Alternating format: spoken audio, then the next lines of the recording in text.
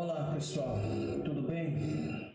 Eu estou gravando tarde da noite, porque aqui na região o melhor horário para gravar esse horário. Agora são 23h13 e eu quero compartilhar com vocês a leitura de um devocional que eu estava fazendo hoje, a minha leitura diária do texto. A proposta é ler pelo menos 3 capítulos devocional, e eu me deparei com esse texto de Mateus capítulo 6 e versículo 32. Esse capítulo de número 32 é onde o Cristo ele trabalha a questão das preocupações humanas com as coisas, com as necessidades básicas que nós nos preocupamos. E a ordem é que para que nós não nos preocupássemos ou não nos tornássemos ansiosos. E o versículo de número 32 do mesmo capítulo, de número capítulo 6 e o versículo de número 32, ele diz assim, eu tenho algumas traduções aqui, depois nós vamos falar um pouquinho mais. Pois os pagãos é quem correm atrás dessas coisas, mas o Pai Celestial sabe que vocês precisam de precisam delas.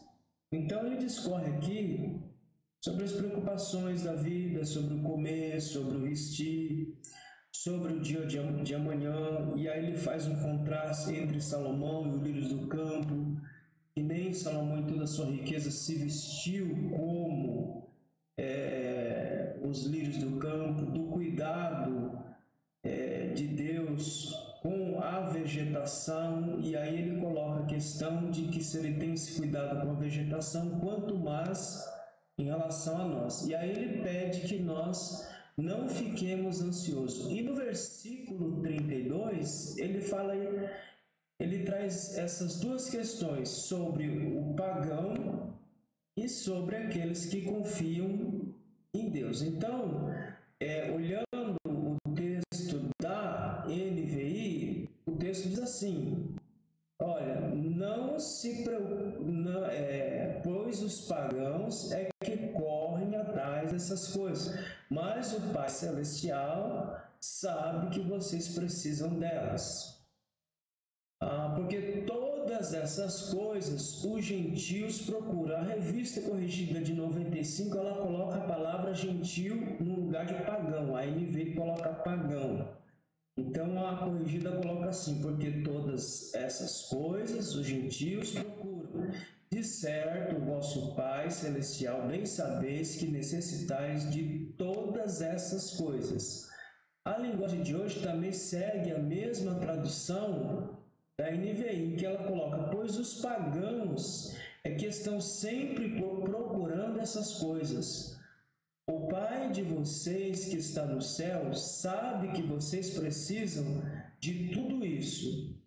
E numa tradução livre, e essa tradução livre, ela é minha mesmo, a partir do texto grego que eu trabalho essa tradução, eu traduzo da seguinte forma, e aí a gente vai fazer a análise do texto. De fato, todas estas coisas procuram e correm, pois, os pagãos. De fato, o vosso Pai que está nos céus, sabeis que necessitais de todas estas coisas. Que todas estas coisas? A qual ele já havia dito, que os pagãos correm atrás. E ele diz, olha, eu sei que essas coisas que os pagãos correm atrás, eu sei que vocês também precisam delas e eu supro todas essas necessidades de vocês. Mas ele pede que nós não nos tornemos como o pagão. Agora, olhando o texto, texto, o que nós temos aí no versículo 32? Temos no texto Cristo explicando duas realidades, a dos pagãos e de seus discípulos. Então, o pagão, ele foca na ansiedade da vida e naquilo ele coloca toda a sua energia, toda a sua força, todo o seu foco está em buscar as coisas corriqueiras, as coisas para suprir as suas necessidades. Segundo, na verdade está terceiro aí, mas é segundo. Acabei não arrumando aqui a numeração. Então aqui é o segundo ponto. Então ele mostra que a busca que os pagãos eles têm por essas realidades ou por essas coisas do dia a dia que suprem nossas necessidades, ele mostra que a busca ela é contínua. E como é que a gente sabe que a busca é de algo contínuo? Pelo verbo que ele coloca aí, procuram, né? Esse verbo, além dele estar no presente, que é ato contínuo, ou seja, então os pagãos, eles levantam, acordam, passam um dia, dormem, pensando nas coisas desta vida, pensando em suprir as suas necessidades e perdem totalmente o foco daquilo que é mais importante. Além do verbo estar no tempo presente, esse verbo está preposicionado. Então, lá no texto a gente lê que os pagãos procuram todas estas coisas. Como esse texto está preposicionado, ele vai mostrar uma coisa interessante aqui, em procurar. Ou seja, essa preposição em traz a ideia de que o foco foi tirado daquilo que realmente é essencial, daquilo que realmente é o que dá sentido para a nossa vida e foi colocado em outro lugar. Então, quando a gente lê o verbo procuram, ou eles procuram essas coisas, lembre-se que ele está preposicionado. Então, está em procurar. E a preposição em, que é a ideia dentro de, ou seja, ele está tão imerso na busca das coisas corriqueiras, de comer, do vestir, do morar, do status social, de todas as coisas para suprir suas necessidades básicas, que ele está em procura, dentro dessa procura, focado totalmente nisso. E essa busca, na verdade, é uma busca, como diz lá em Eclesiastes 12:8, é uma busca no vazio. Vaidade de vaidade, tudo é vaidade. Ou seja, Salomão ele fez uma checagem, ele viu que todo saber, que toda riqueza, que toda fama, que tudo aquilo sem Deus é uma busca vazia, é uma busca sem sentido. E aqui parece que o Cristo está ecoando essa ideia, mostrando para os discípulos que os pagãos que se comportam desta forma, que o foco deles não está naquilo que realmente traz sentido, porque você pode ter toda a riqueza do mundo, você pode ter todas as benesses do mundo, mas sempre vai haver em você um vazio na sua alma. Sempre vai haver em você uma vontade, um desejo de preencher esse vazio. Quanto mais você sente essa sede, essa necessidade, mais você coloca o seu foco em buscar aquilo aonde você não vai saciar a sua alma. Então ele diz, olha, não se comportem como os pagãos. Então, o terceiro ponto, ele faz um alerta. Qual que é o alerta? Para que nós não nos comportemos como os pagãos. Agora, como é que nós podemos traduzir ou entender a palavra pagão ou gentil no texto sagrado? Vamos dar uma olhadinha aí e a gente vai entender o que ele quer dizer com a palavra pagão ou gentil. Primeiro, significa morador do campo. Então, o que é alguém morador do campo? É alguém que ele é desprovido de muito conhecimento da metrópole, ou aquela pessoa do campo que não tem tanto conhecimento das grandes metrópoles, das novidades, da vida da cidade grande. Ele está acostumado com aquela vida do campo, aquela vida limitada, aquela vida focada só naquilo ali. Segundo, alguém que não tinha uma revelação, experiência real com Deus. Olha o que diz Romanos capítulo 3 sobre isso, sobre o pagão, que é aquele que não tem uma experiência de fato, uma experiência real, uma experiência da revelação do Cristo. Olha o que Paulo diz em Romanos capítulo 13, versículo 2. Muita em toda maneira, porque primeiramente as palavras de Deus lhes foram confiadas. Então ele diz aqui, qual pois a vantagem do judeu, ou qual a utilidade da circuncisão? Muito em toda maneira, porque primeiramente as palavras de Deus lhe foram confiadas.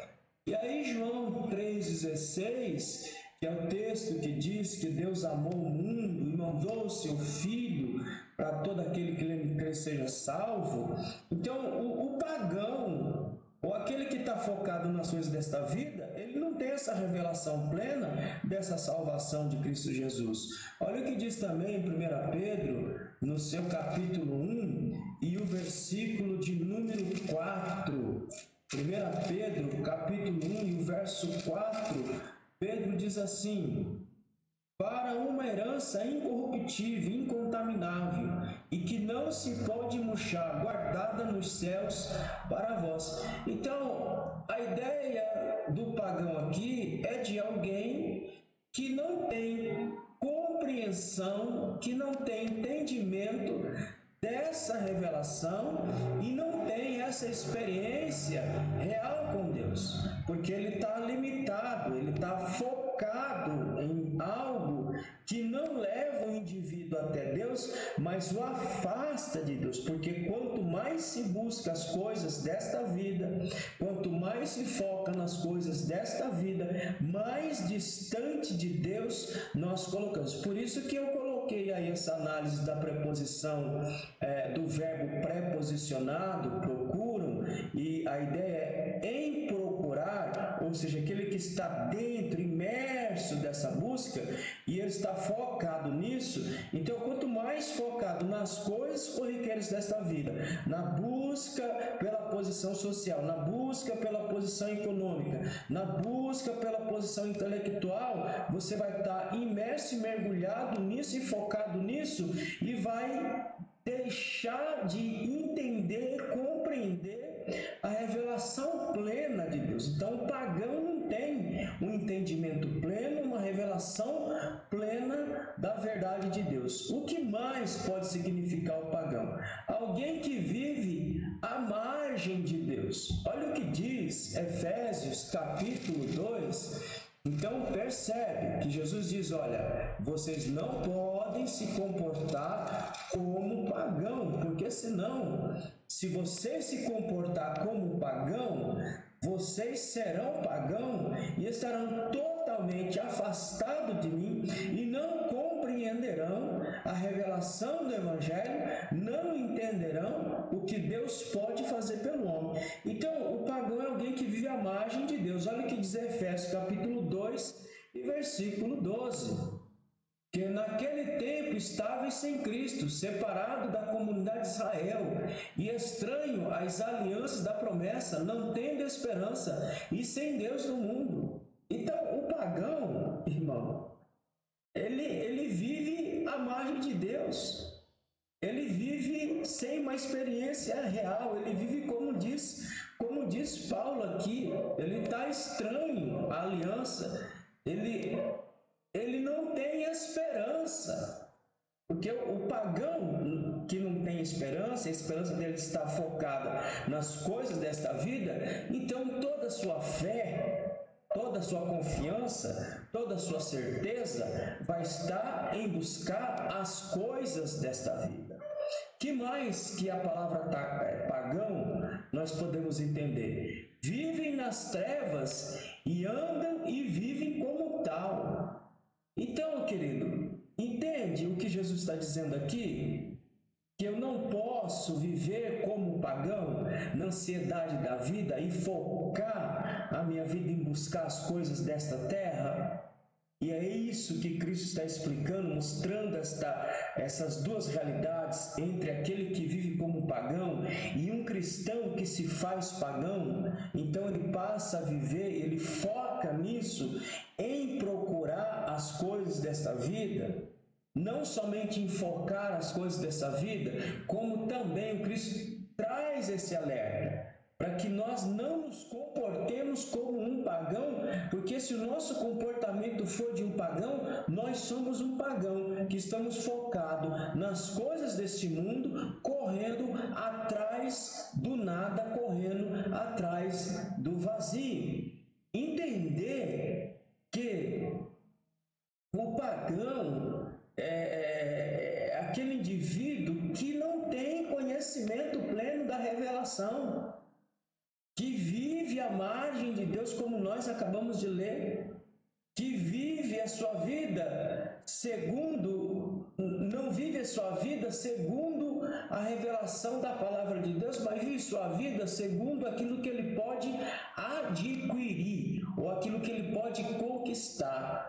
É alguém que vive nas trevas. Querido, então você entende que se você se comportar como um pagão, tirar o foco de Cristo, tirar o foco de Deus, focar nas coisas da vida, na roupa, no comer, no vestir, no andar, no ter, então você ainda não está em Cristo, você ainda está em trevas, porque o pagão vive e anda nas trevas e vive como alguém que está em trevas.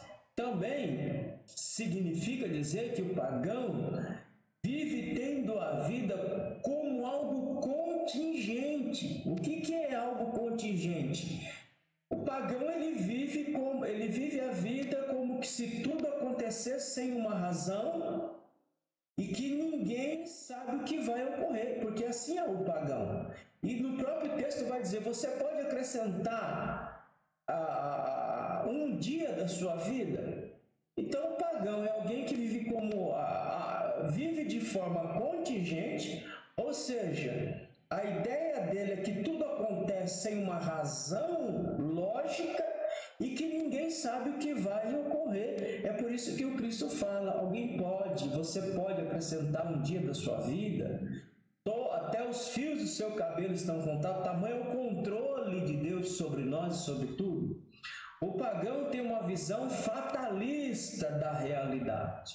Então, o pagão é aquele indivíduo que tem aquela ideia que tudo está traçado e que tudo vai acontecer exatamente daquele jeito e que nada vai mudar, que tem uma ordem determinada, cega, que as coisas vão acontecer exatamente daquele jeito. Então, o Cristo diz, não se comportem como pagão, não se tornem pagão, porque o pagão é um indivíduo que vive uma vida à margem de Deus. O pagão é alguém que não tem uma compreensão exata da palavra de Deus. O pagão é alguém que não tem uma revelação plena, muito menos uma experiência real com Deus. O pagão é alguém que vive à margem de Deus porque ele só está buscando aquilo que lhe interessa e o seu foco está exatamente naquilo que lhe interessa, naquela busca. Ou seja, Eclesiastes, como nós lemos aí, ele busca vaidade de vaidade, tudo é vaidade, ele corre atrás do vazio.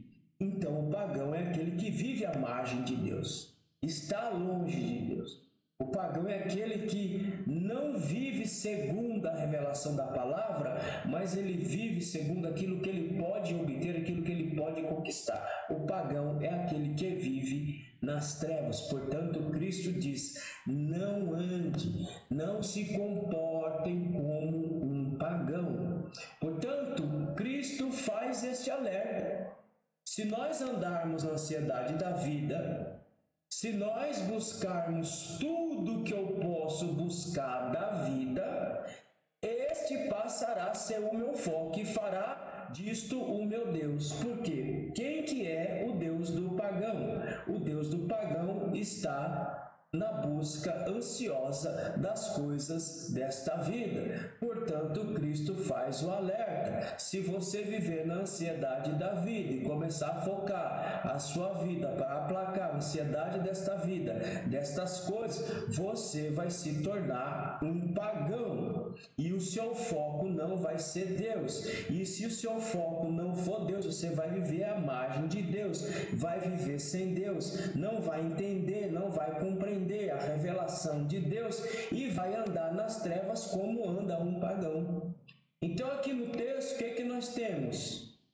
A certeza que deve permear a vida do cristão. Qual é a certeza? De que nós temos que ter uma fé ativa nele e em tudo confiarmos nele. É o que o Cristo está deixando bem claro nesse texto. Não viva como pagão, não se comporte como pagão, porque senão você vai viver sem Deus, você vai viver em trevas. Mas ele deixa claro no texto que se alguém que tem uma fé viva, ele confia e tem certeza de que Deus pode suprir todas as necessidades contingentes da nossa vida.